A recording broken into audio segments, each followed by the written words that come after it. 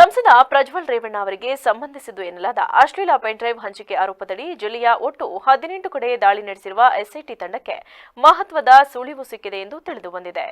ಮಾಜಿ ಶಾಸಕ ಪ್ರೀತಂ ಗೌಡ ಅವರ ಆಪ್ತರಾದ ಶರತ್, ಕಿರಣ್, ಪುನೀತ್, ಸಚಿವ ಜಮೀರ್ ಆಪ್ತ ನವೀನ್ ಗೌಡ, ಚೈತನ್ ಗೌಡ, ಕಾಂಗ್ರೆಸ್ ಅಭ್ಯರ್ಥಿ ಶ್ರೇಯಸ್ ಪಟೇಲ್ ಅವರ ಆಪ್ತ ಪುಟ್ಟರಾಜು, ಸಂಸದ ಪ್ರಜ್ವಲ್, ಮಾಜಿ ಕಾರು ಚಾಲಕ ಕಾರ್ತಿಕ್ ಗೌಡ, ವಕೀಲ ದೇವರಾಜೇಗೌಡ ಅವರ ಮನೆ, ಕಚೇರಿ, ಹೋಟೆಲ್ ಹಾಗೂ ಬಾರ್ಗಳ ಮೇಲೆ ಸೋಮವಾರ ಸಂಜೆ 4 ಗಂಟೆಯಿಂದ ಮರುದಿನ ಮುಂಜಾನೆ 3:30ರವರೆಗೂ ವಿವಿಧ ತಂಡಗಳು ಕೂಲಂಕುಷ ಪರಿಶೀಲನೆ ನಡೆಸಿದವು. ಈ ವೇಳೆ 7 ಪೆನ್ಡ್ರೈವ್, 6 ಹಾರ್ಡ್ ಡಿಸ್ಕ್, 4 ಲ್ಯಾಪ್ಟಾಪ್ ಮತ್ತು 3 ಡೆಸ್ಕ್ಟಾಪ್ ಡಿವಿಆರ್ಗಳನ್ನು ವಶಕ್ಕೆ ಪಡೆದಿರುವ ಎಸ್ಐಟಿ ತಂಡ ಇವೆಲ್ಲವುಗಳ ಪರಿಶೀಲನಾ ಕಾರ್ಯದಲ್ಲಿ ಮಗ್ನವಾಗಿದೆ.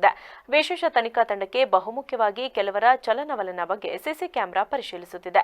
ಎಸ್ಐಟಿ ಟೀಮ್ ಮೊದಲು ಪೆನ್ಡ್ರೈವ್ನಿಂದ ಅಶ್ಲೀಲ ವಿಡಿಯೋ ಫೋಟೋಗಳನ್ನು ಕಂಪ್ಯೂಟರ್ಗೆ ಕಾಪಿ ಮಾಡಿ ನಂತರ ಬೇರೆ ಬೇರೆ ಮೊಬೈಲ್ಗಳಿಗೆ ಹಲವರು ಕಾಪಿ ಮಾಡಿಕೊಂಡು ಹೋಗಿರುವ ಮಾಹಿತಿ ಲಭ್ಯವಾಗಿದೆ ಎನ್ನಲಾಗಿದೆ. ಕಾಪಿ ಮಾಡಿಕೊಳ್ಳಲು ಬಂದು ಹೋದವರ ಬಗ್ಗೆ ಮಾಹಿತಿ ಕಲೆ ಹಾಕುತ್ತಿರುವ ಎಸ್ಐಟಿ ತಂಡ ಪೆನ್ಡ್ರೈವ್ ಹಂಚಿಕೆ ಬಗ್ಗೆ ಮಹತ್ವದ ಸಾಕ್ಷ್ಯ ಸಂಗ್ರಹ ಮಾಡಿದೆ ಎಂದು ತಿಳಿದುಬಂದಿದೆ.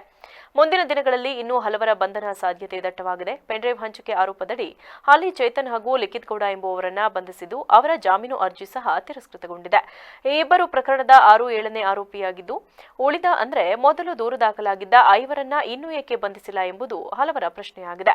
ನವೀನ್ ಗೌಡ, ಕಾರ್ತಿಕ್ ಗೌಡ, ಪುಟ್ಟಿ ಅಲಿಯಾಸ್ ಪುಟ್ಟರಾಜ್, ಶರತ್ ಮತ್ತು ಚೇತನ್ ಗೌಡ ಅವರನ್ನ ವಿಚಾರಣೆಗೂ ಕರೆದಿಲ್ಲ.